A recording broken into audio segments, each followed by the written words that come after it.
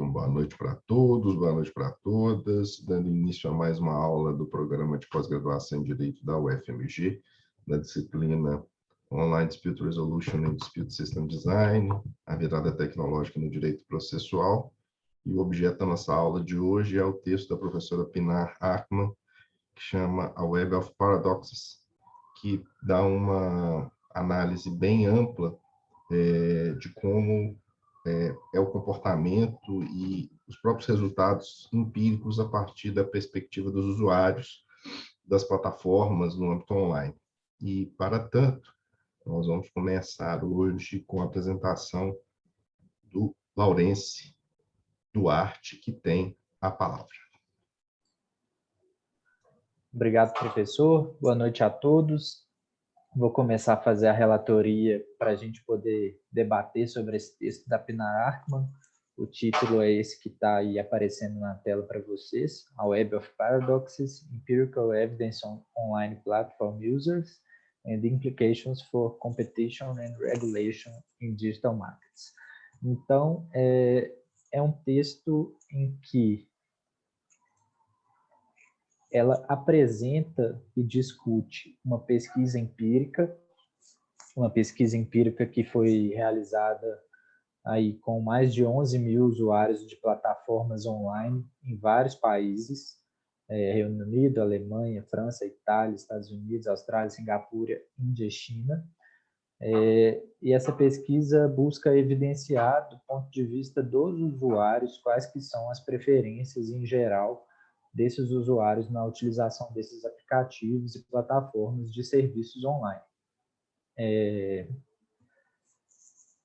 E aí o intuito do artigo é realmente apresentar os resultados dessa pesquisa, mas também discutir um pouco. Ela traz ao final alguns insights sobre o que esses resultados demonstram, o que significam os números desses resultados. Ela interpreta possíveis significações desses números e, por fim, ela traz, a partir dessa interpretação, algumas sugestões, algumas proposições de regulações para os mercados digitais. Então, ela vai falar dos objetivos e da importância da pesquisa. Os objetivos gerais da pesquisa eram coletar dados para gerar evidências para políticas públicas, especialmente em torno da competição e da concorrência em mercados digitais. A importância dessa pesquisa, como o professor falou, da perspectiva dos usuários, da perspectiva dos consumidores, se dá pelo fato de que a maioria dos estudos, ou mesmo das políticas públicas envolvendo concorrência em mercados digitais, muitas vezes se dá pela visão das empresas ou dos reguladores.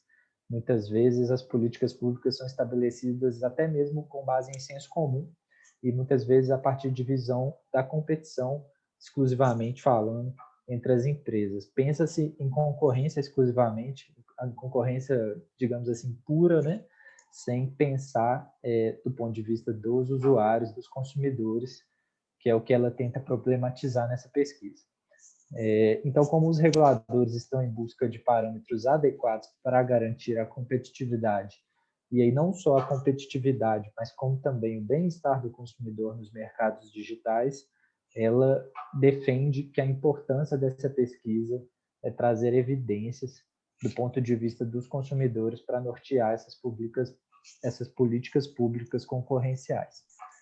Até porque tem uma questão que é importante, porque, ordinariamente, quando a pesquisa ela é feita sob a ótica da própria plataforma, ou seja lá o que for, que são, por exemplo, as pesquisas que usualmente são apresentadas no âmbito das tecnologias, a gente não sabe até que ponto que a própria metodologia construída ela tem o intuito, efetivamente, de saber quais são os possíveis, por exemplo, danos que os usuários estão tendo, quais são as dificuldades, etc, etc. É mais, às vezes, até para corroborar a eficiência da plataforma e se ela realmente é altamente funcional. Então, eu não sei até que ponto que, quando se faz uma apresentação de dados, em princípio empíricos, do funcionamento de determinadas plataformas, de ODR, se o objetivo é mais vender a plataforma do que propriamente saber e quais benefícios que ela traz e quais são os riscos que ela traz. Então, e daí a importância desse texto, porque como ele está exatamente, a professora da Universidade de Leeds, ela tentou exatamente esquadrinhar uma outra perspectiva, ela acabou, durante as próprias análises dela, chegando à percepção de que, às vezes, o que é apresentado como senso comum, teórico, dentro do próprio âmbito tecnológico, não retrata efetivamente quais são os reais dilemas, é até por isso do próprio nome do texto, né, dos paradoxos do próprio uso. Mas continue. Perfeitamente, professor. E aí, como está projetado para vocês aí, ela traz no título essa palavra paradoxo, e isso é já um spoiler, digamos assim, de uma leitura que a pesquisa traz, a partir dos dados que ela coleta, de que realmente ela mostra que existe um certo paradoxo, já que o senso comum sobre o que seria a real utilidade, o que seria a percepção dos usuários em mercados digitais, ou principalmente o que seria a efetiva concorrência dentro dos mercados digitais, o senso comum muitas vezes falha. Os dados são um pouco surpreendentes em alguns casos, e a gente vai trabalhar aqui os dados coletados, então é por isso que ela traz o paradoxo aí no título do artigo, e a gente vai tentar demonstrar realmente por que o senso comum acaba sendo um pouco falho quando a gente fala de concorrência em mercados digitais, quando a gente fala de percepção e de preferência dos usuários. E aí ela traz 5 motivos aí de por que fazer uma pesquisa empírica do ponto de vista dos usuários é importante. E aí eu trouxe esses 5 motivos nesse slide aí. O primeiro deles é que a maioria das plataformas elas fazem um match, entre aspas, digamos assim. Elas são plataformas bilaterais ou multilaterais que conectam um usuário com um fornecedor de serviços ou produtos que muitas vezes não é a própria plataforma em si. Então, vamos dar um exemplo. O Uber, por exemplo, que conecta o usuário, o cliente, com o motorista, ou a Amazon, que de alguma forma pode conectar o usuário com uma loja de venda de livros, e por aí vai, inúmeros exemplos aí muito parecidos. Então, já que os mercados digitais são mercados em que existe esse match, acaba que o consumidor ele não é simplesmente uma parte passiva no mercado digital que simplesmente vai e consome. Ele é também participante. Vou pegar um exemplo do Facebook, por exemplo. O consumidor no Facebook, o usuário, pessoa física final, ele é ativamente participante dentro da plataforma. Então, já que as plataformas fazem esse match entre o consumidor e o fornecedor, trazer a perspectiva do consumidor para a análise empírica de dados sobre as preferências dentro desse mercado digital é importante. Um segundo ponto é o ponto da informação.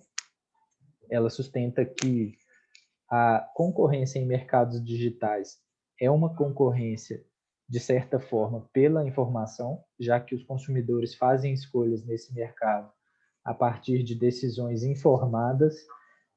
Dessa forma, ter acesso a qual tipo de informação é determinante para a realização das escolhas dos consumidores é uma forma de entender esse mercado, é uma forma de regulá-lo melhor.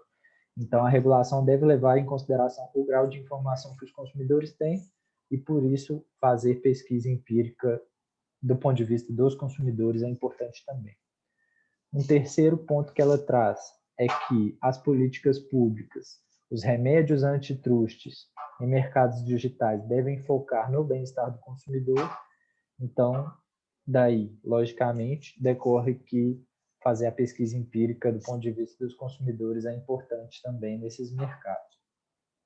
Um quarto ponto que ela traz, é que as evidências empíricas podem levar a soluções antitrust em áreas que não são necessariamente mercadológicas dentro de mercados digitais. Então, você conhecendo as preferências, você conhecendo o comportamento dos consumidores em mercados digitais, você pode propor remédios antitrustes, você pode propor soluções de competitividade, de concorrência no mercado, que não sejam soluções, a princípio, mercadológicas. Você pode propor, por exemplo, uma adaptação de tecnologia dentro de um certo produto ou dentro de uma certa plataforma. Isso já aconteceu no passado, de exigir que distribuidoras de sistemas operacionais, por exemplo, estabelecessem alguns parâmetros tecnológicos de fábrica, de forma a melhorar a competitividade. Então, conhecer o comportamento do consumidor é importante para você ter capacidade de fazer essas propostas, que não são, a princípio, mercadológicas, podem ser tecnológicas, por exemplo, mas que interferem grandemente na competitividade. E, por último, as evidências empíricas podem ajudar os reguladores a ter uma melhor compreensão do mercado como um todo. Afinal de contas, conhecendo o comportamento do consumidor, você acaba entendendo melhor o mercado. Então, esses são os 5 pontos que ela traz de por que é importante você fazer uma pesquisa empírica do comportamento do consumidor, do ponto de vista do consumidor, para poder propor regulações em mercados digitais. Em seguida, ela traz os objetivos específicos da pesquisa, que são apresentados no artigo também, e eles são 2. Primeiro, obter evidências empíricas sobre as preferências dos consumidores em mercados digitais, é isso que a gente vem falando. E segundo, fazer recomendações baseadas em evidências para propor medidas regulatórias. É o que a gente vai expor mais ao final, que ela traz essas propostas aí, logo após a interpretação dos dados, após os insights que ela apresenta. Metodologia. Ela faz uma explicação bastante rigorosa da metodologia que ela aplicou na pesquisa. Ela explica que foram mais de 11 mil usuários em vários países, né? Como eu falei, Reino Unido, Alemanha, França, Itália, Estados Unidos, Austrália, Singapura, Índia, China e Brasil. Esses países foram escolhidos com base em alguns critérios, no critério de desenvolvimento, amplitude de continentes. A gente pode ver que ela tentou constar na pesquisa que tivesse pelo menos um país aí de cada continente, então de forma que a pesquisa fosse um pouco mais representativa, né, do todo global, apesar de ter escolhido alguns países. Os países foram escolhidos também com base na penetração da internet nos usuários desses países. Então, ela buscou escolher países que tinham um nível de usuários da internet considerável o suficiente para que não houvesse uma falha no sentido de que o acesso fosse muito pouco. Países que já tivessem algum nível de regulação local quanto aos mercados digitais e países sede das grandes empresas de tecnologia. Acho que aí a gente pode citar especialmente os Estados Unidos e a China, mas também alguns da Europa que participaram aí da pesquisa. A pesquisa foi realizada com adultos, usuários de internet, foram entre 1.000 e 2.000 pessoas para cada um desses países aí. Era uma pesquisa que a pessoa respondia a um formulário que deveria ser respondido em um prazo de mais ou menos 15 minutos. E as perguntas, elas inseriam aí, são 19 perguntas, se eu não me engano, e elas buscam apurar esses 6 principais pontos aí, que estão na tela para vocês. Como que os consumidores usam as plataformas e como encaram a alternância de plataformas para o mesmo uso.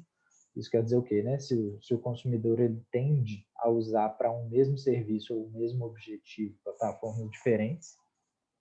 O nível de liberdade de escolha entre as plataformas e os impactos no bem-estar do consumidor, a relação dos consumidores com as configurações padrão e propagandas e publicidade dentro das plataformas, o nível de compreensão dos consumidores quanto às plataformas e o seu funcionamento, a percepção de confiabilidade pelos consumidores nas companhias de tecnologia, que normalmente fornecem aí essas plataformas, os serviços inseridos nela, e a percepção de valor dos consumidores quanto aos serviços que eles recebem dentro dessas plataformas.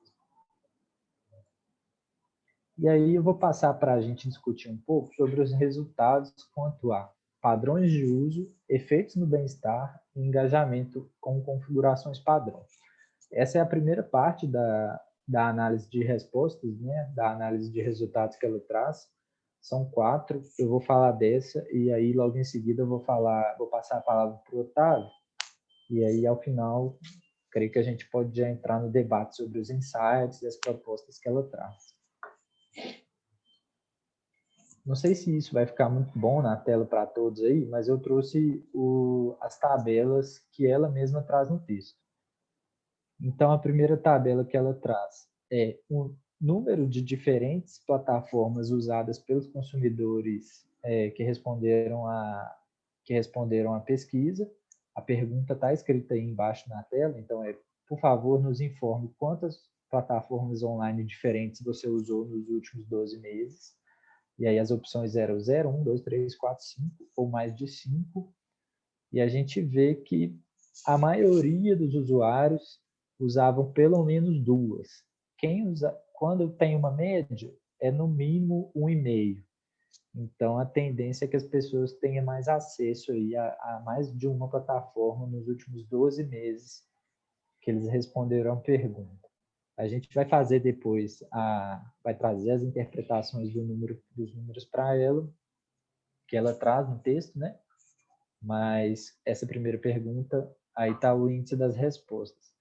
É interessante ver que o Brasil, por exemplo, nessa primeira pergunta, foi o campeão aí, né? Na média, os brasileiros foram os que mais usaram plataformas diferentes nos últimos 12 meses. Tem uma média de 3,56. Então, significa que a maioria dos brasileiros que responderam a pergunta usaram pelo menos 3 plataformas online, serviços online diferentes nos 12 meses anteriores à pesquisa.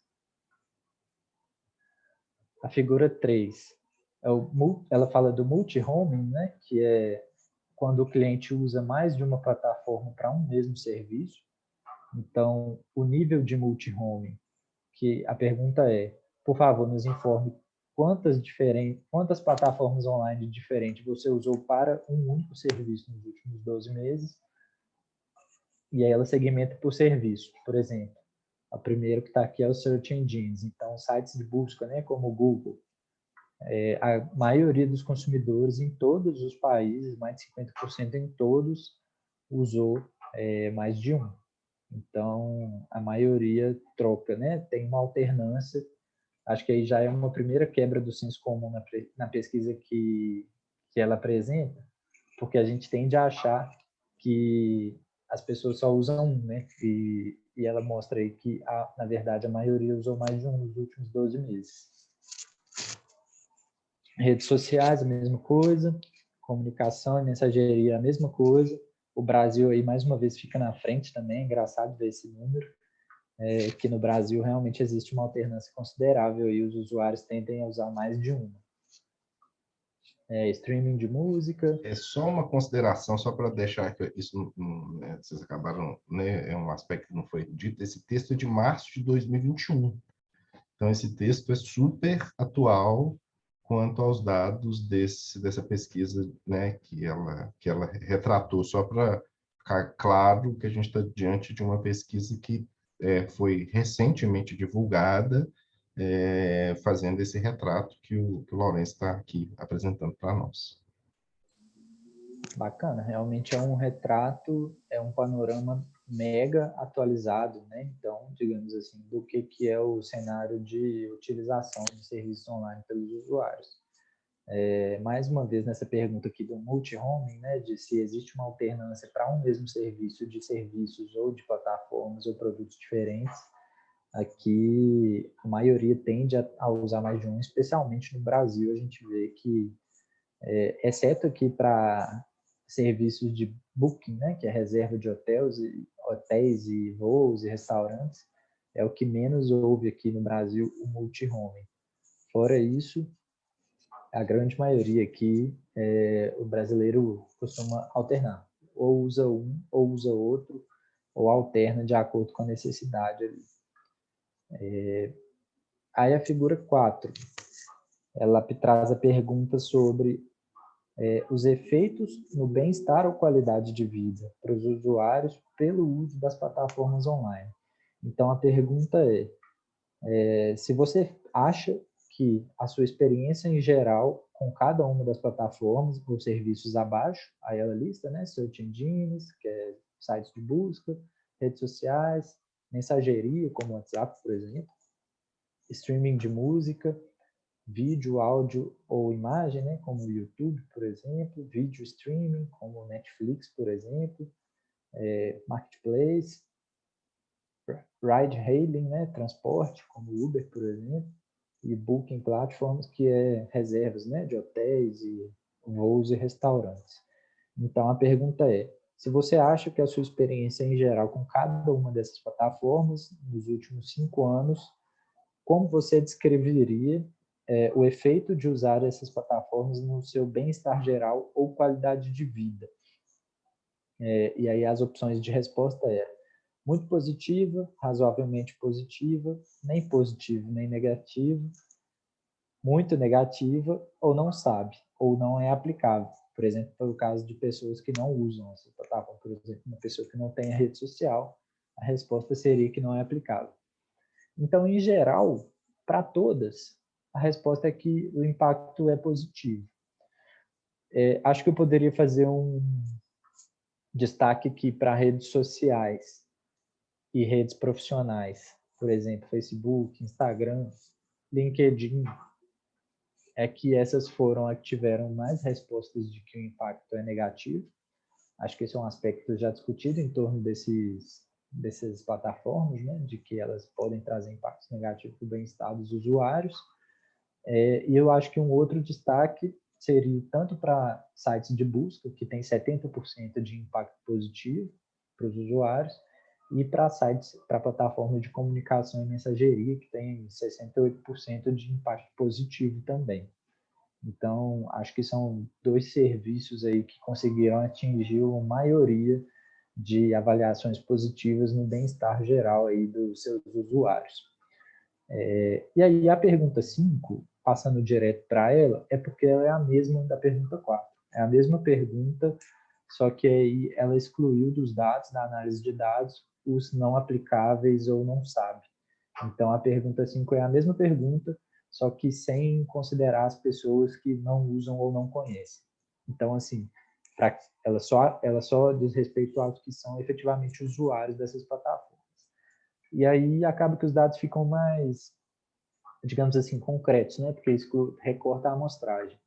Então, realmente consolida, né, que os sites de busca e os de mensageria são os que trazem uma melhor qualidade de vida, digamos assim, para os seus usuários, ao passo que a rede social se consolida também como a que traz a pior, que traz as avaliações mais negativas na qualidade de vida dos usuários.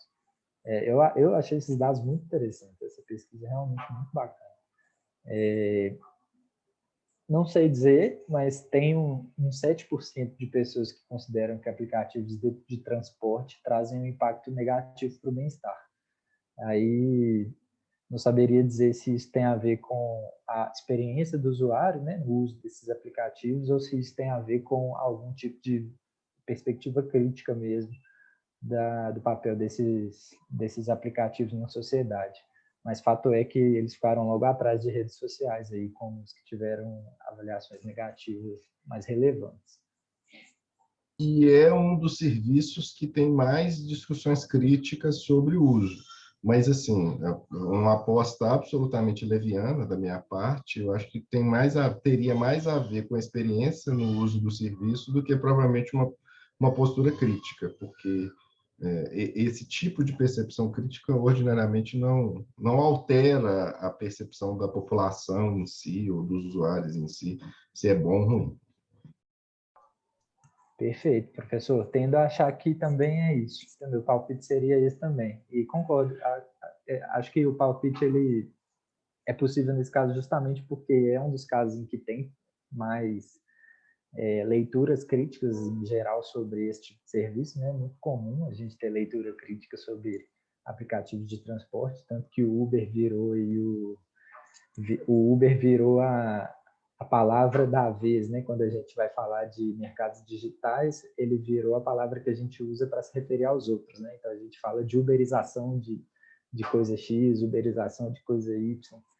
Então, realmente é um dado que ele pode deixar essa interrogação aí, acender essa luz na nossa cabeça, mas eu acredito que é por causa da experiência do usuário também, e que cada vez mais a gente tem visto pessoas falar também o quanto a experiência do usuário tem piorado nesses aplicativos, pelas próprias condições de, acredito eu, de trabalho, de mercado em que eles acabaram se inserindo.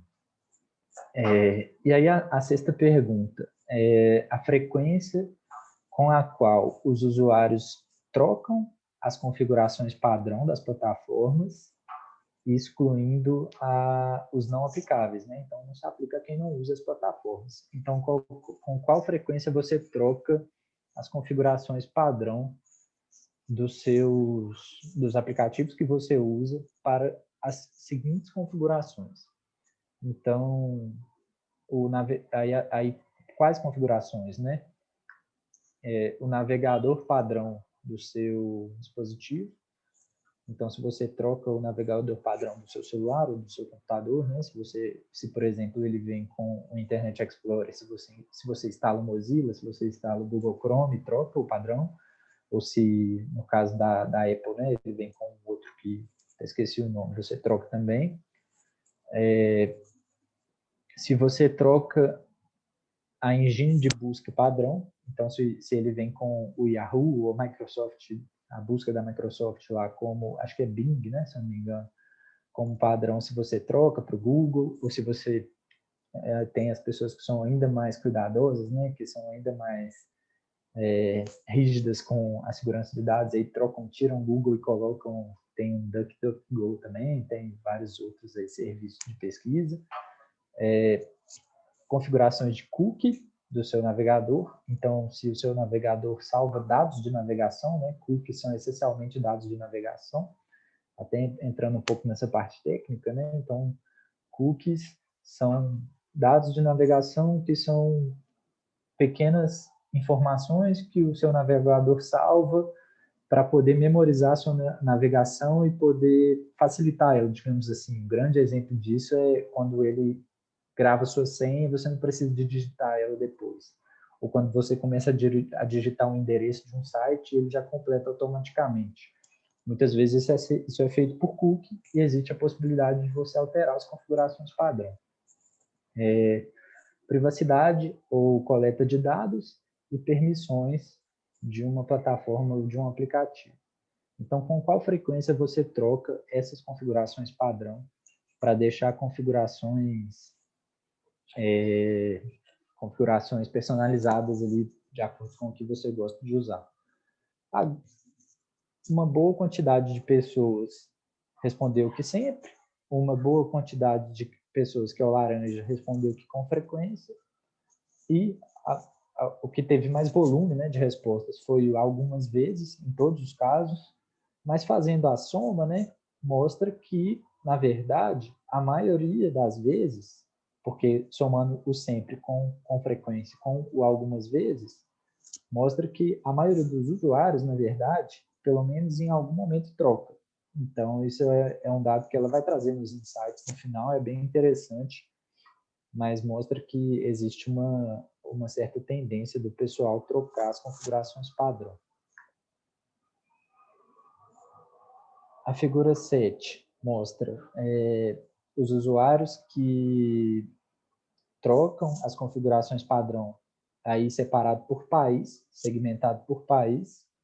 É interessante ver que aí aqui tem a porcentagem geral, né, sempre acima de 70%. É interessante ver que na China, no Brasil e aqui, se eu não me engano, é a Indonésia, né, e Singapura foram os que tiveram as maiores frequências. Então, essa mesma pergunta 6 aqui, mais segmentada por país. Então, mostra que esses usuários desses países têm uma tendência maior. E era isso. Na verdade, eu peguei só essa primeira parte. A gente vai entrar nos insights mais tarde, mas assim, uns primeiros insights que eu acho que eu já posso adiantar, né?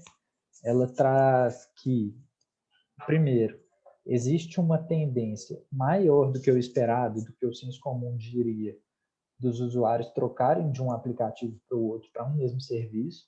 Então, muitas vezes, quando a gente fala em concorrência em mercados digitais, a gente usa o termo monopólio, por exemplo, ou se a gente for falar de dominação, pode parecer que os usuários estão presos num único aplicativo ou numa única plataforma para um mesmo serviço. E a pesquisa mostra que não é bem assim. Existe uma tendência dos usuários trocarem, e aí ela vai trazer a leitura desses dados para dizer que, principalmente, baseado em gratuidade, baseado em qualidade e disponibilidade do serviço. Que os usuários tendem a trocar as configurações padrão, como a gente viu nesses últimos 2 dados. São aí 2 insights que eu posso adiantar, mas a gente vai tratar mais a fundo. E aí o Otávio vai continuar a apresentação dos dados da pesquisa.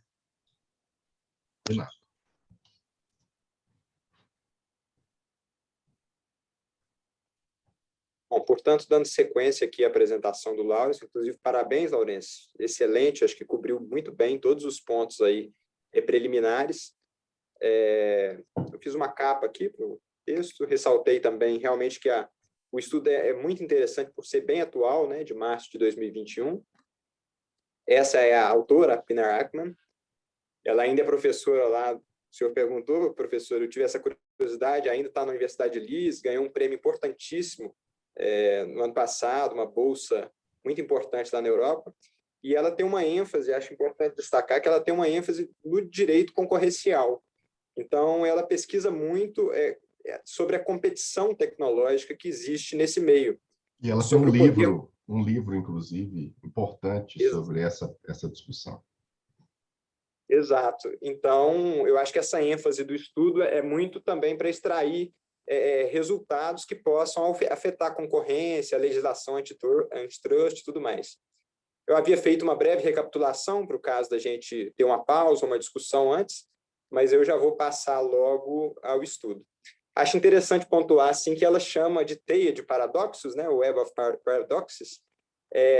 O que ela chama de teia de paradoxos é justamente esses achados que precisam ser enfrentados, que enfrentam o senso comum e precisam ser trabalhados por pesquisadores, por legisladores, para justamente proporcionar maior competitividade no mercado tecnológico.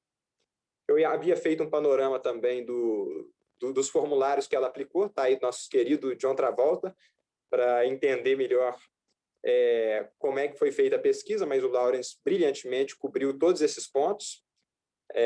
A questão da satisfação do usuário, ela tem muita atenção também no comportamento do usuário, de migrar ou não para uma plataforma, né? A confiabilidade que o usuário deposita nas empresas, o valor percebido, ela vai falar disso muito, o quanto que o consumidor acha que vale aquele serviço e, principalmente, se ele estaria disposto a abrir mão de um serviço que hoje é gratuito para entregar, em contrapartida, os seus dados para que aquilo possa ser trabalhado em forma de publicidade. Então, eu estou pegando justamente nesse ponto que o Laurence acabou de falar, seriam esses primeiros achados sobre os padrões de uso das plataformas e os efeitos no bem-estar do usuário e também dos defaults, né? Como é que o usuário interage com essas configurações pré-determinadas que são colocadas para ele quando o dispositivo chega na mão dele. Uma questão muito interessante que ela fala é do multi-homing, né? Que seria essa capacidade de utilizar várias plataformas ao mesmo tempo.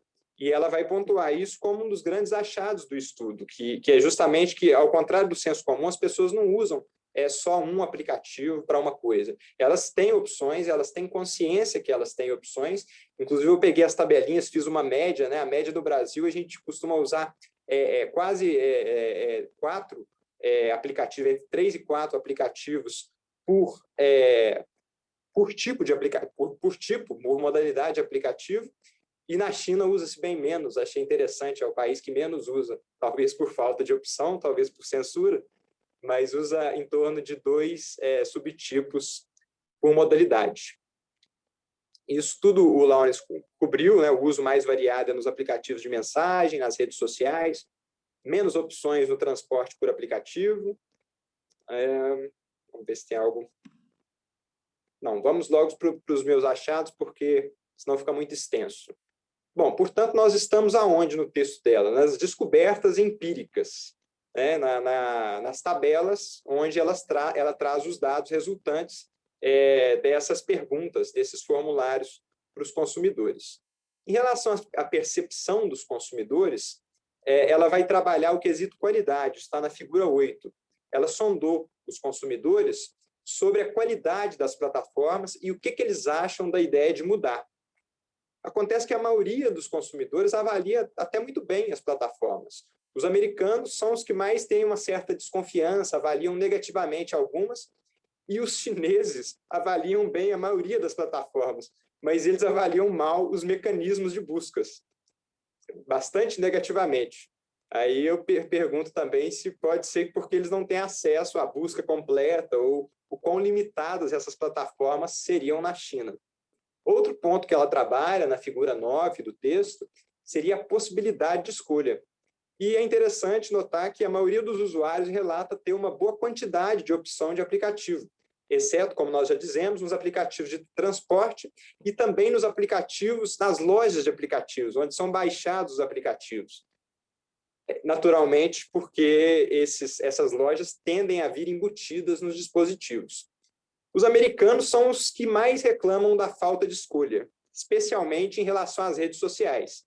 Não sei, imaginando assim, ela não trouxe essa conclusão, que talvez trocar de rede social não seja uma escolha tão natural, uma vez que você pode migrar, mas os seus amigos não necessariamente estarão lá. Bom, aí ela faz a pergunta aos usuários se eles já abandonaram definitivamente alguma plataforma. E aí ela traz a figura 10 com todos esses dados, e é uma constatação importante dessa pesquisa também, porque ela mostra que quase 40%, sim, já abandonou em algum momento algum aplicativo, principalmente em razão de preocupações com coleta de dados. Os indianos são os mais preocupados e os italianos são os mais despreocupados nesse ponto, ou até por falta de necessidade. Baixou o aplicativo, usou, hoje não precisa mais.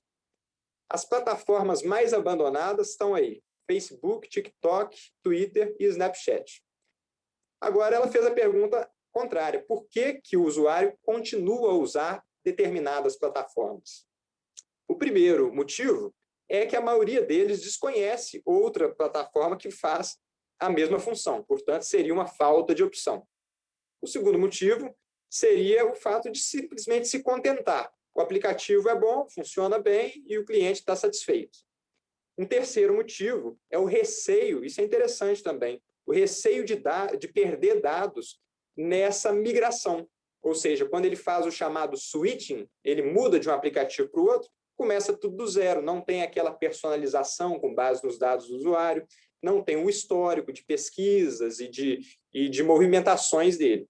Portanto, são motivos que levam os usuários a permanecerem nos mesmos aplicativos, e isso, segundo o autor, é importantíssimo, porque isso pode determinar os movimentos de mercado. Ela está falando, afinal, a gente não pode esquecer de concorrência, de competição. Então, como os usuários ficam mais ou mudam de plataforma, é importante para esse trabalho dela. O terceiro achado empírico seria a alfabetização digital e as percepções dos usuários sobre a coleta de dados. Ela se pergunta se o consumidor sabe como é que é o business, como é que é o dia a dia das big techs, como é que elas se financiam, como é que elas se capitalizam. E aí ela vai afirmar que os níveis de alfabetização, eles têm um impacto fortíssimo na concorrência, porque, afinal, eles permitem saber se a escolha do usuário ela é informada, consciente, ou, pelo contrário, mal informada, induzida, dirigida ali pelo contexto digital. Ou seja, ela vai concluir que a alfabetização e, portanto, o comportamento do usuário, ela permite saber como é que ele vai se movimentar. E elas são um parâmetro de competição, porque, como a gente já disse, ele pode optar por uma ou outra empresa, dependendo do modo como a empresa usa esses dados e o consumidor se relaciona nesse contexto. Agora, é interessante isso. A maioria dos usuários não sabe como é que o Google e o Facebook são financiados, ou seja, por anúncios. E é muito engraçado perceber também a extrema desconfiança dos franceses e alemães, porque quando eles são perguntados como é que o Google se financia, eles tendem a acreditar que essas plataformas comercializam seus dados. Bom, pode ser que comercialize, mas, na prática, o combinado lá na Europa, pela legislação e até pela nossa, é que isso é proibido, né? Isso pode evidenciar, ou seja, essa desconfiança dos europeus pode evidenciar esse debate público que está tendo lá sobre comercialização de dados, esses documentários que estão refletindo aí uma grande preocupação sobre para onde vão nossos dados. Mas, enfim, eles erram essa pergunta e não sabem direito como é que é o financiamento dessas empresas. Aí eu coloquei uma provocação. O que os chineses acham do financiamento do Google, do YouTube e do Facebook? Bom, nada, né? Porque eles não têm acesso, portanto, eles não sabem responder essa pergunta. Outra pergunta interessante que ela coloca nesse ponto é o que o consumidor acha de a plataforma ser financiada com publicidade. Vejam bem, é mais profundo. Não só se ele ignora ou se ele sabe como é que é financiado, mas ela coloca, se a plataforma for financiada, o que você acha disso? E é curioso notar que a maioria dos usuários não gosta, mas, ao mesmo tempo, e isso vai se repetir várias vezes nesse estudo, a maioria dos usuários não gostaria de pagar de jeito nenhum pelo uso dos aplicativos. E aí ela faz uma provocação mais profunda. O que o usuário acha de as plataformas serem financiadas não com publicidade, mas com a coleta dos dados deles mesmos? Aí há leves oscilações de resultados, mas, de modo geral, ninguém quer pagar. Só 10% pagariam para não ter seus dados coletados.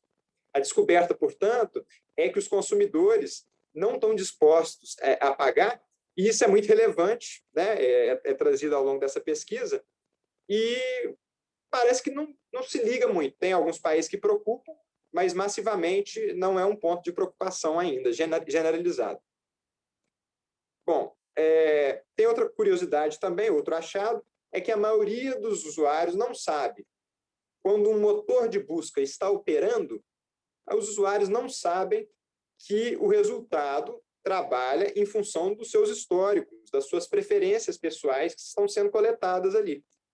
Nesse quesito, os jovens têm mais informação que os usuários mais velhos, mas, mesmo assim, a grande parte dos usuários ignora que a pesquisa ela é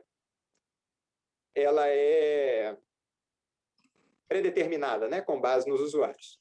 Essa parte é muito boa, porque mostra que ninguém está muito ligando para o que está sendo feito com os próprios dados, desde que ele tenha algum serviço de graça para ele utilizá-lo. Ou seja, a pessoa não tem a menor noção realmente do que importa e quais são os riscos, inclusive, do próprio uso dos dados dele, do ponto de vista mais amplo, de próprio controle, de manipulação e etc, etc. Vamos lá. Precisamente. Não, isso vai só se aprofundando ao longo da pesquisa. Eu acho que ela até se surpreendeu com esse resultado. O quarto achado vai falar da confiança do consumidor nas empresas de tecnologia e Big Techs. Então, ela vai tentar capturar aí os sentimentos, comportamento do consumidor em relação a essas empresas, e ela vai afirmar, mais uma vez, que isso tem todo sentido, tem todo um efeito na formulação de políticas públicas para estabelecer, né, para tentar regular a concorrência dos mercados. Bom, as empresas de tecnologia, vejam que curioso, elas são confiáveis para 31% dos usuários. Agora, é interessante notar que elas só perdem das aéreas, que levam a confiança de 34% do público. Ou seja, elas vencem da confiança das farmacêuticas, das empresas de telecomunicação, das empresas do setor financeiro, dos jornais, ou seja, o pessoal parece confiar nas Big Techs mais do que na própria imprensa, e das empresas de petróleo, que, pelo jeito, não tem uma fama muito boa. Só 19% dos usuários confia nas empresas de petróleo. Agora, outro dado interessante para nós aqui. No Brasil, a confiança é de 63%. Enquanto no Reino Unido, nos Estados Unidos, onde, acredito eu, esse debate está mais bem estabelecido, está mais bem informado, apenas 29% dos usuários confiam nas Big Techs. Bom, como é que os usuários reagem, então, a essas empresas de tecnologia? Como é que eles se comportam nessa relação de confiança? Parece que não reagem tanto. Muitos usuários, eles percebem as Big Techs ainda como uma grande fonte simplesmente de utilidade e de inovação. Os consumidores brasileiros e indianos, eles geralmente estão muito satisfeitos com as práticas das Big Techs, não só com a empresa de modo geral, mas com a maneira de financiamento, com a maneira de coleta de dados. E os britânicos e americanos, eles acreditam que essas empresas devem estar mais monitoradas, devem ser mais reguladas e, inclusive, eles detectam mais ameaças à democracia por parte dessas grandes empresas. É interessante lembrar aqui que Estados Unidos e Reino Unido foram palco lá daquela lambança da Cambridge Analytica. Então, isso teve um efeito muito forte no Brexit, teve um efeito muito forte na eleição do Trump, talvez por isso que eles já estejam mais, vamos dizer assim, ariscos.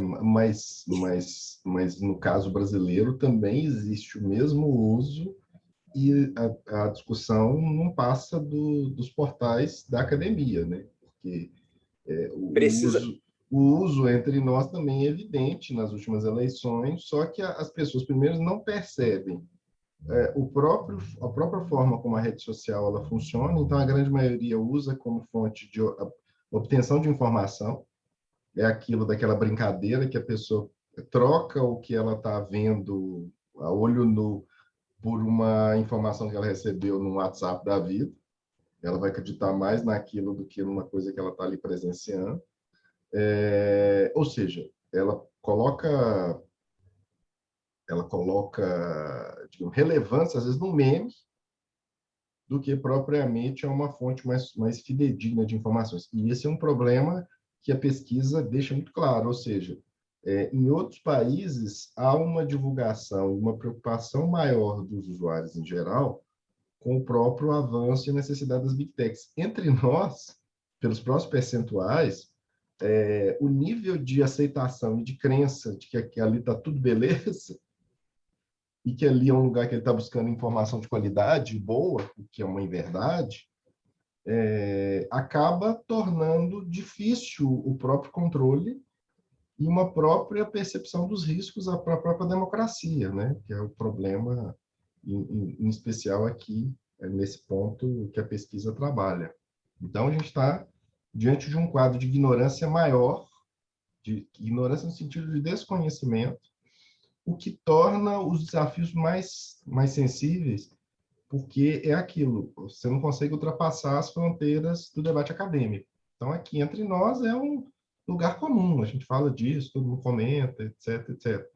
Mas se você for chegar nessa discussão para as pessoas em geral, a coisa você vai vendo a dificuldade ou até mesmo o desconhecimento de como que as coisas realmente funcionam. Precisamente.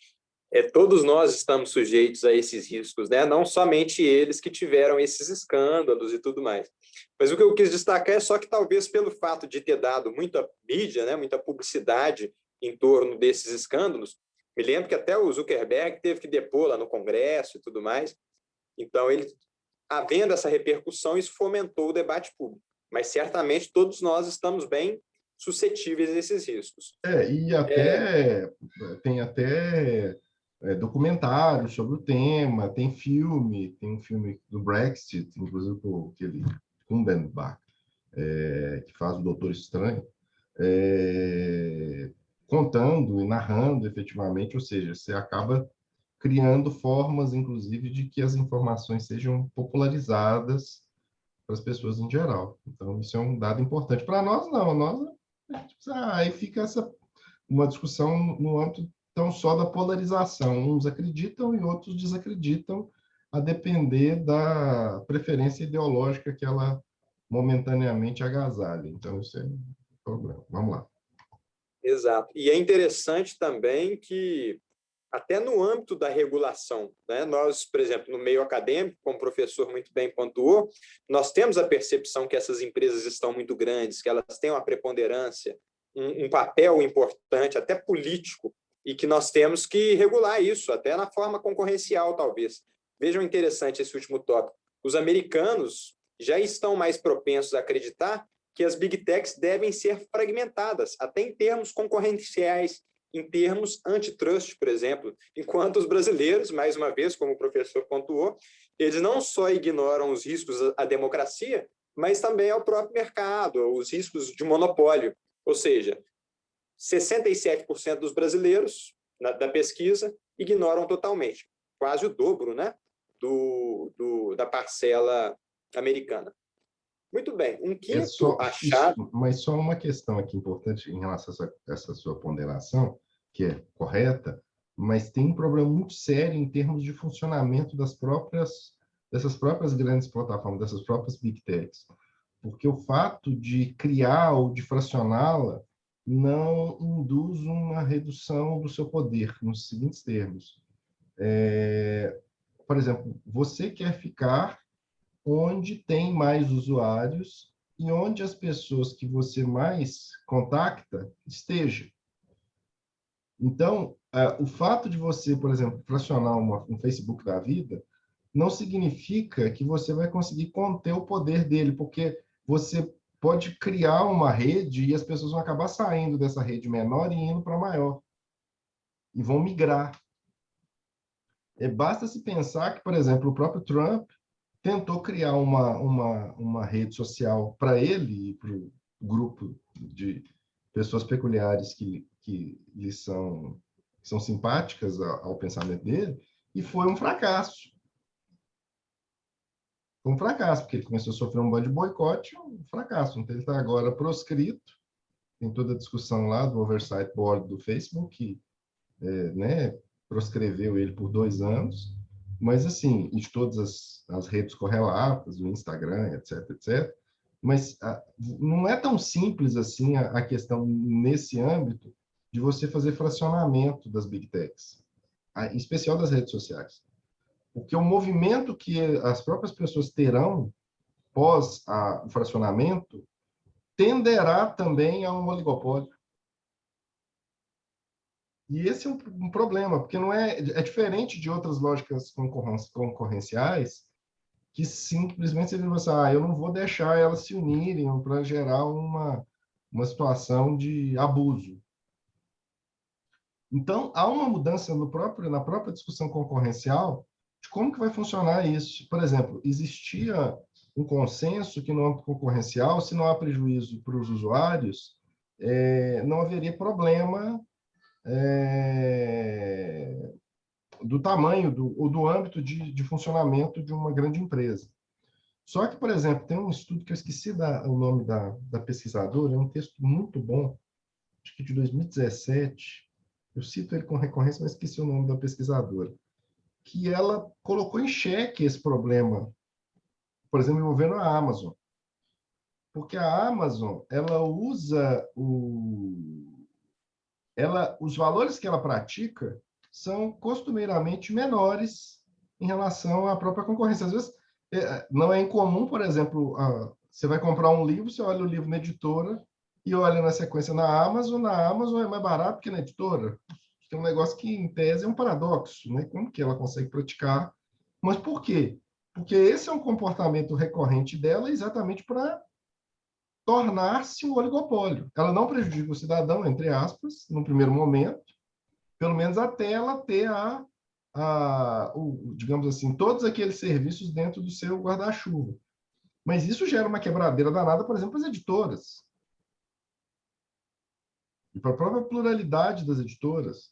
Então, hoje, as editoras conseguem concorrer com o próprio modo que a Amazon pratica no mercado? Então, isso gera problema de concorrência? É evidente. Só que você mudou as premissas do próprio direito concorrencial, com a antiga perspectiva de que o que importa, o que teria que ser verificado no primeiro momento é o prejuízo. E não há prejuízo, você vai lá e compra. E você vai virar para a pessoa, então não compre na Amazon, porque mas lá é mais barato. Lá eu compro hoje e me entrega amanhã. Como é que você convence a pessoa que, na verdade, você tem que assumir um comportamento, como que eu vou falar, mais probo pensando numa lógica concorrencial para permitir novos negócios. As pessoas fazem isso. Não, você vai comprar na Amazon, você compra hoje, o livro está chegando amanhã, ou qualquer coisa que você comprar lá hoje, chega amanhã. Eles dão, inclusive, um prazo maior e chega muito antes. E aí você sempre tem aquela sensação de que essa empresa é doida demais. Eu comprei um negócio falando que ia me entregar daqui a 10 dias, me entregou no dia seguinte. A logística que eles têm, inclusive, de entrega é um negócio surreal. Só que, do campo da concorrência, você tem um problemão. Porque ela pode até ter um prejuízo momentâneo, mas o ganho a médio prazo é enorme. Isso para ficar só no campo de outras práticas que podem ser postas em discussão até que ponto que... Então, nós vivemos uma época muito delicada no que diz respeito a esse, que é uma outra virada muito consistente da própria percepção de como que o sistema jurídico vai conseguir regular e coibir esse tipo de situação. Mas continue. Verdade verdadeira, viu, professor? Eu acho que isso deve tirar o sono dessa senhora, porque ela é muito preocupada com a concorrência, né? E estudou e está cheia das conclusões empíricas. Agora, como fazer parece um problemaço. Bom, esse quinto ponto, ela aprecia o valor do serviço das plataformas para os consumidores e entra um pouco nessa temática aí da competição entre plataformas. Ela faz um experimento, né? Ela coloca esse experimento em prática nos formulários. Ela quer avaliar a disposição que o usuário tem para pagar ou a disposição, também financeira, que o usuário teria para aceitar um pagamento para parar de usar um serviço. Ou seja, pagar para continuar usando ou abrir mão de usar por um pagamento. Ela quer tentar precificar o quanto o usuário valoriza o aplicativo utilizado. Bom, o primeiro cenário é justamente isso. O usuário recebe uma oferta de pagamento para abandonar uma plataforma X. O segundo cenário, o consumidor é obrigado a pagar uma taxa para manter o acesso a uma plataforma. O resultado é que 50% dos usuários não abandonaria a plataforma para receber um pagamento mensal de $10 por mês. Ou seja, 50% dos usuários até abandonaria a plataforma para receber o pagamento mensal. Mas metade já não abre mão. Agora, no segundo cenário, onde os consumidores teriam que pagar para continuar usando o serviço, 80% desse mesmo grupo não pagaria para usar. No caso, ela dá exemplo o Facebook, né, nos outros países, e esse Sina Weibo aí na China. Ou seja, se essas plataformas começassem mês que vem a cobrar $10 por mês, 80% dos usuários cairiam fora. Quando a taxa cai de $5 para $5 por mês, 80% desses 80% continuariam não pagando. Ou seja, mesmo se ficasse mais barato, haveria uma resistência muito grande a pagar. Eles prefeririam ficar sem acesso ou procurar um concorrente que é gratuito. Conclusão. De modo geral, os consumidores acreditam que existem alternativas gratuitas aos seus aplicativos preferidos. A lealdade aí, no caso, é mais financeira. E tem uma coisa interessante aí que conecta totalmente com o que o professor Dier colocou no começo desse slide. Quando os usuários são perguntados qual plataforma eles usariam se o Facebook passasse a ser pago no mês que vem, $10, os usuários responderam Instagram e Twitter. Só que ambos são do Facebook. Ou seja, é a questão da fragmentação. É fragmentar o quê? Vai para onde? Quais são esses fragmentos? Então, é realmente um dilema a ser resolvido. Esses números, 50% dos dois cenários, eu coloquei a respeito porque tem a ver com um tema de interesse do professor Dier também, e a autora cita esse endowment effect, esse efeito dotação, efeito posse, porque essa diferença de números, né, ela explica essa diferença de 50% de usuários que aceitaria receber o pagamento para abandonar. E no outro caso, são 20% que continuaria com o serviço. Essa diferença é explicada por isso, porque o usuário, quando ele já tem alguma coisa, ou seja, ele já é, como nós somos, usuário desses aplicativos, ele tem uma resistência maior a abrir mão daquilo. Ele precifica aquilo que ele detém no momento como algo maior. É a velha história da caneca, né? Quanto você paga por uma caneca? R$10. Não, mas por quanto você vende a sua? 50. É esse efeito que ela menciona. Bom, portanto, a gente começa a adentrar a parte final do estudo, onde ela vai fazer uma análise todos esses achados empíricos. Eu não vou explicitar todos os pontos, mas ela começa explicando que a formulação das políticas públicas ela tem pontos cegos. Ela é muito baseada, como o Lawrence definiu, no senso comum. E esse senso comum, às vezes, ele não capta as características por completo dos consumidores. Então, o primeiro insight que ela traz é que o multi-homing é comum, ou seja, o uso de várias plataformas é muito comum entre os usuários. Nós vimos aí 2, 3, 4, 5 aplicativos que as pessoas usam para fazer a mesma coisa, embora algumas modalidades não tenham tantas opções. O switching, que é a migração de um aplicativo para o outro, também não é incomum. Portanto, ela vai dizer que o multi-homing e também o switching são chaves para encorajar a competição, porque sabendo que os usuários estão dispostos a abandonar um certo aplicativo, principalmente quando envolve dinheiro, principalmente se esse aplicativo for cobrar uma mensalidade, sabendo disso, isso abre possibilidades de concorrência evidentes, né? Ou seja, o usuário ele não vai bater o pé, fincar o pé num aplicativo só. Uma segunda análise dela, uma inferência com base nos dados empíricos, é que quase 40% dos entrevistados pararam de usar um aplicativo nos últimos 2 anos. Por mais variados motivos. Privacidade, problema de dados, né? Migração para outra plataforma também, que considerou mais eficaz, mais vantajosas. Os que não migraram é porque estão satisfeitos tanto com a gratuidade quanto com a qualidade do serviço. Entre esses últimos que não migraram, também existem preocupações com a perda de dados na migração, ou seja, vai sair de um Facebook para outra rede social, não vai ter as fotos lá, não vai ter as mensagens, não vai ter os amigos. E também pela falta, às vezes, de opções, de desconhecimento de outras plataformas. Mas ela quer afirmar que, ao contrário do senso comum, existe sim uma migração considerável e esse fator é chave, é fundamental para entender e para regular a competição nesses ambientes digitais.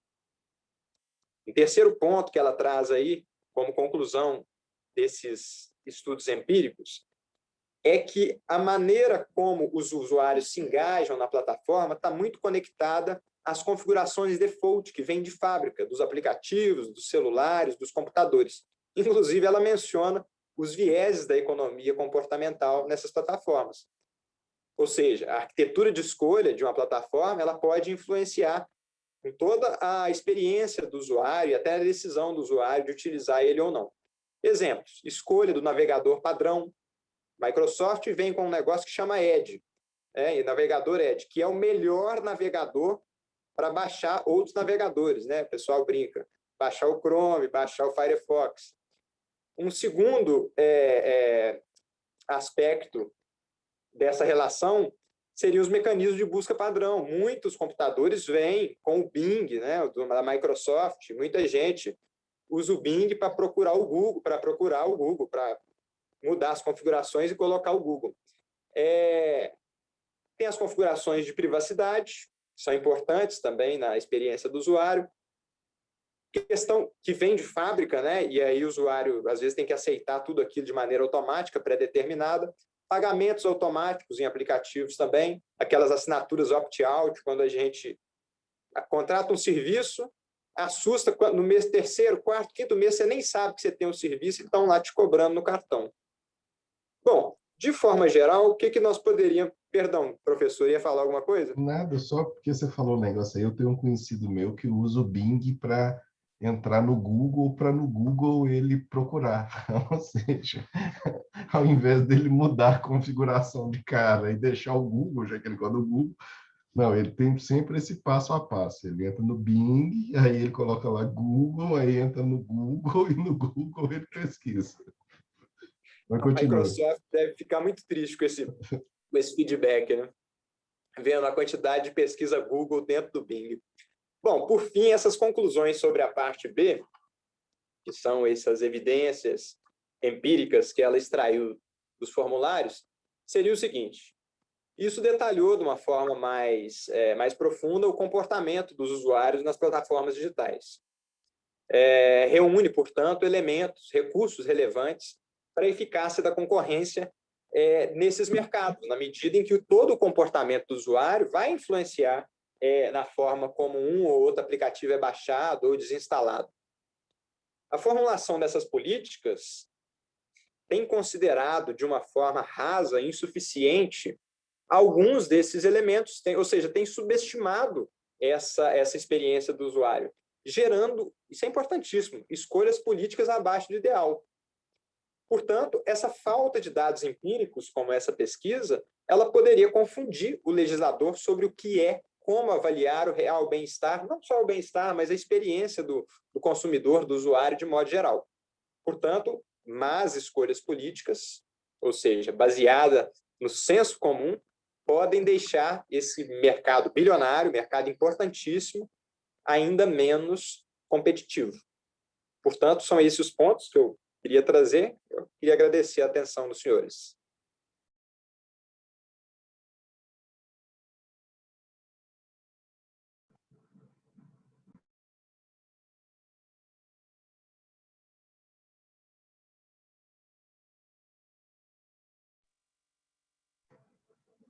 O senhor está sem som, professor. Estava sem som. Desculpe-me. Na verdade, eu perguntei se vocês têm alguma consideração, porque eu acho essa pesquisa muito, muito legal.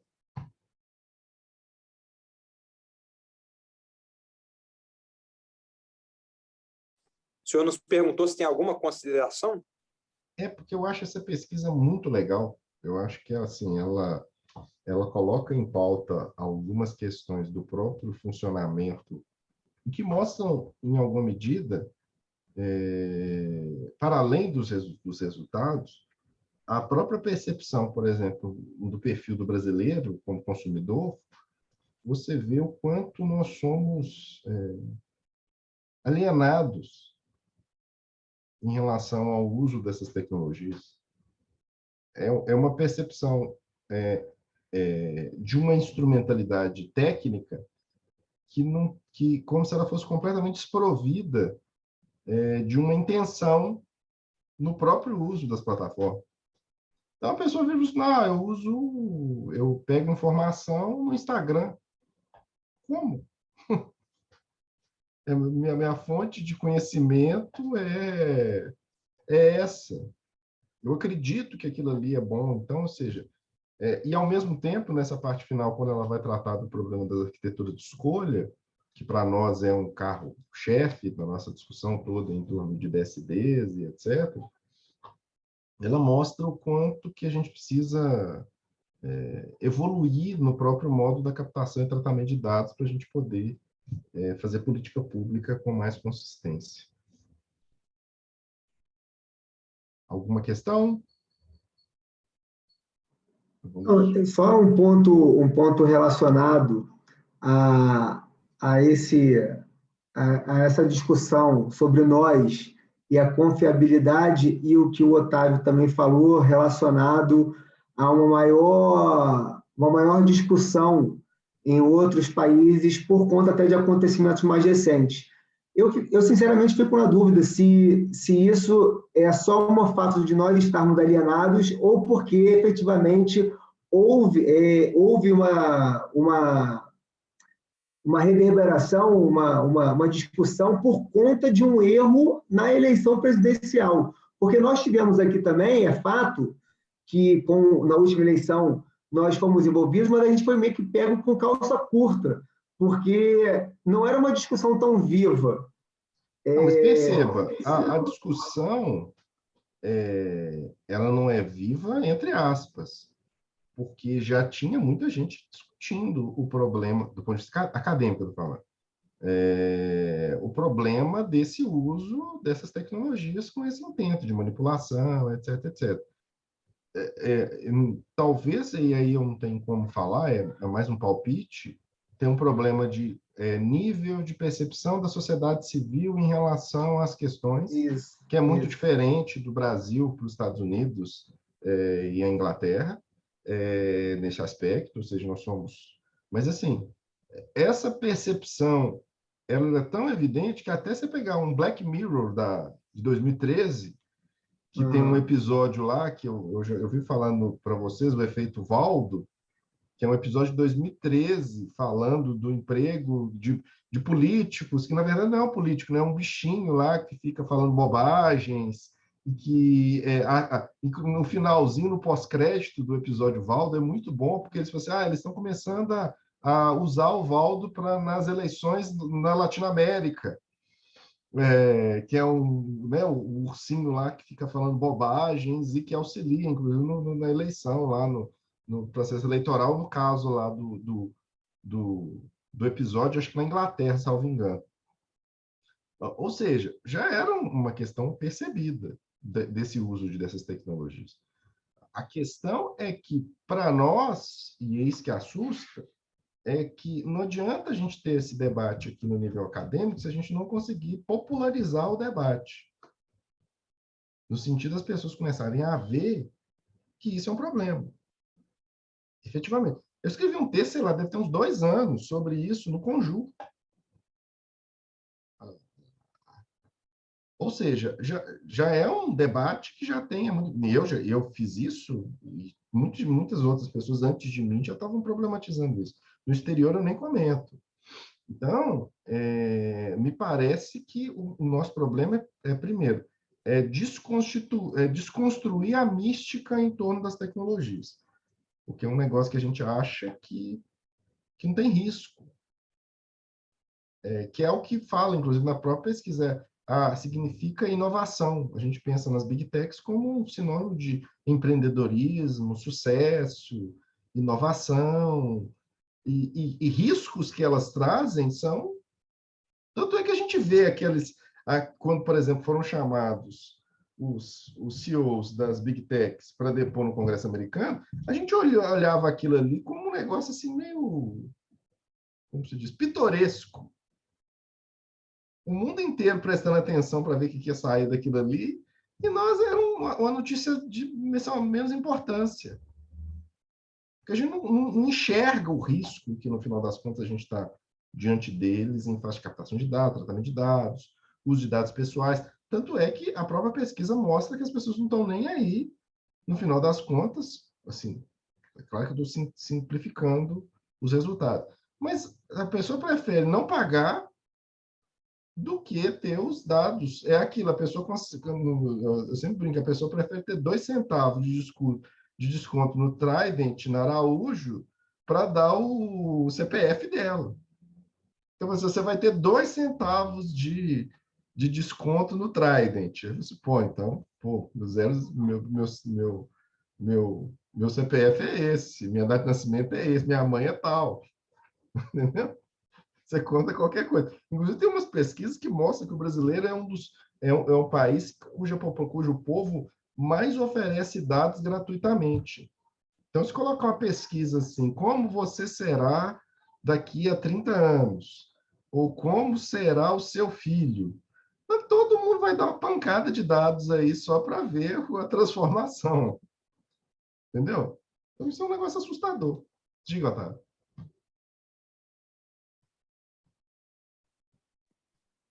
Não, eu queria só elogiar mesmo a escolha desse texto, eu achei muito apropriado, né? Quando a primeira vez que eu bati o olho, eu falei, concorrência, que coisa, né? Mas realmente tem tudo a ver com o contexto todo, né?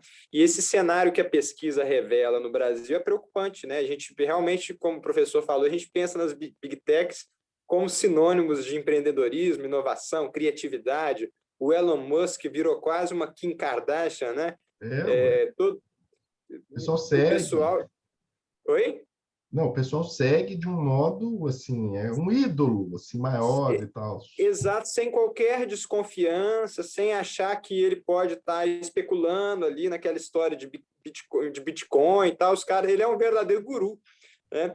E, assim, se é verdade que os americanos ficaram mais ariscos com essas lambanças aí nas eleições, eu estou torcendo para que nós não tenhamos uma lambança dessas, né? Porque nós já temos coisa demais para segurar aí, o Nossa, rojão mas grande para segurar. o problema é que o nosso buraco sempre é mais embaixo, né? Então, ou seja, a gente já fez Sim, uma lambança que gerou um morticínio, né, no país. Se a gente conseguir exato. fazer algo pior do que a gente já fez, aí a gente jogou pedra na cruz mesmo, não tem jeito. A Exato. gente é um povo Mas às maldito. vezes tem uma solução por aí, né?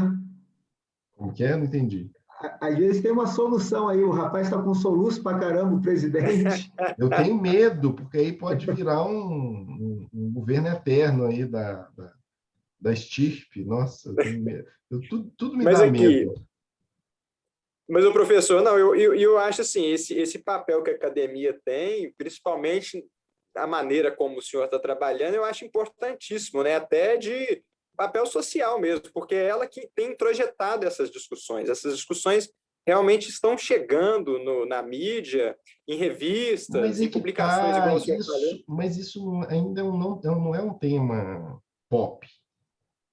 Não, Não mas é um pode tema pop. ser, Por pode exemplo, virar. um exemplo singelo. Eu fiz eu gravei um podcast com o ministro Luiz Felipe Salomão, com uma repórter.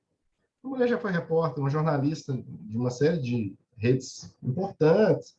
E hoje ela tem um canal no YouTube que tem muita assistência. Chama. Como é que chama, gente?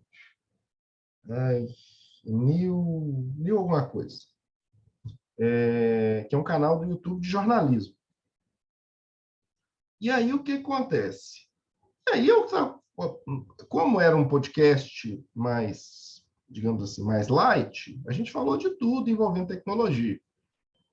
E aí eu falei umas coisas que para vocês é uma obviedade, e a mulher, que é, entre aspas, a chefe do jornalismo, de um jornalismo crítico do YouTube, ela ficou impressionada com umas coisas que estavam sendo ditas. E ela depois falou assim, depois a gente podia combinar de você fazer alguma participação, trabalhar alguma coisa. Eu disse, não, claro, estou à disposição. Então. E eu falei, literalmente, até pelo formato do programa, eu falei obviedades.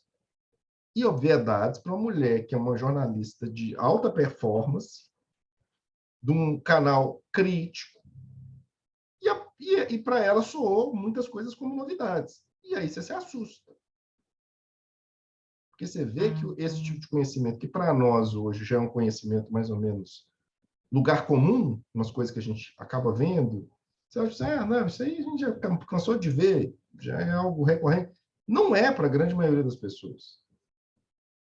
Entendeu? Tanto é que quando surgiu aquele Dilema das Redes, Coded Bias, virou um hit, porque as pessoas começam, nossa, como que é isso? Não imaginava nunca.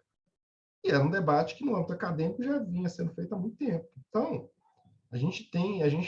eu falo, nós da academia, nós temos um desafio muito grande para tentar popularizar isso que para nós são obviedades. E isso é um desafio, isso é um problema. E a gente está muito longe disso.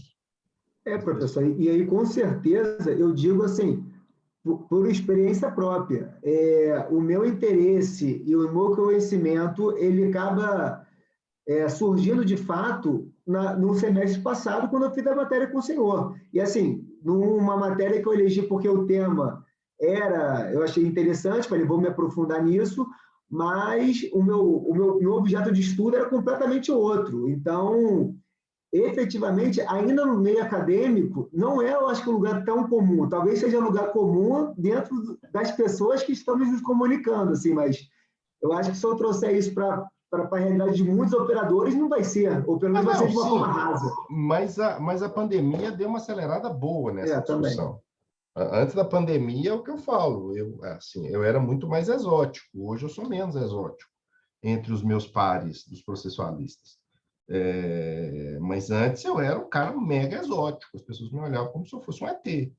Hoje, não. Hoje as pessoas já... Até porque, como tem um investimento muito grande do próprio judiciário em torno né, de emprego de tecnologia, virou uma aposta importante, os players todos.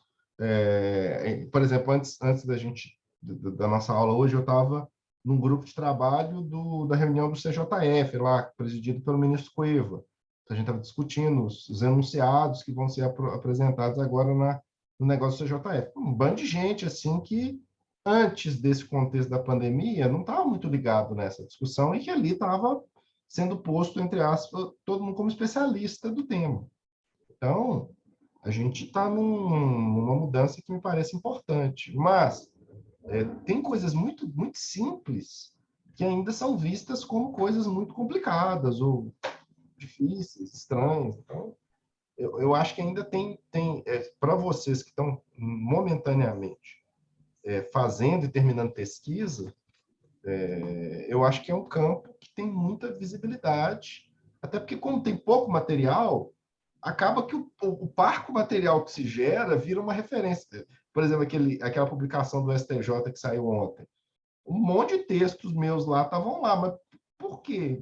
É por conta da qualidade do texto em si? Não, é porque às vezes eu escrevi de um tema que não tinha alguém outro pesquisando sobre o tema momentaneamente. Então, é aquilo que eu sempre falo, especialmente na academia. Eu falo isso no início do semestre, eu devo ter falado aqui com vocês também.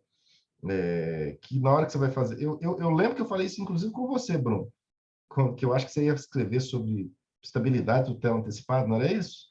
Que é um tema legal para a BU, mas é um tema que não vai chamar a atenção de ninguém na hora que você terminar a sua dissertação. Vai ser mais uma dissertação sobre estabilização, tanto ninguém tem interesse em ler. Uma meia dúzia de pessoas que vai saber do seu esforço, ou que talvez você dê um corte diferente, a não ser que você tenha dado revolucionado o termo, entendeu? O tema. Então, assim, até para você escolher temas de pesquisa e de escrita, de artigo e coisas do Vale, você tem que ter essa preocupação. Se você for escrevendo, eu gosto muito de um tema, eu não tenho que interessa ninguém, tudo bem, você vai escrever o negócio, mas ninguém vai ler e vai ser inútil. Qual é o impacto que isso vai dar? Então, acho que tem muita coisa legal e que gravita em torno desse problema das novas tecnologias, que eu acho que cada um dentro do seu métier, do que gosta de escrever e pesquisar, acho que tem chance de oferecer para vocês, inclusive, um cartão de visita interessante como pesquisador. Eu acho que isso que para vocês ainda que estão começando, é importante. Que o legal de você pesquisar, escrever, é quando você vê o impacto daquilo que você está fazendo, escrevendo. Senão é um negócio bem inútil.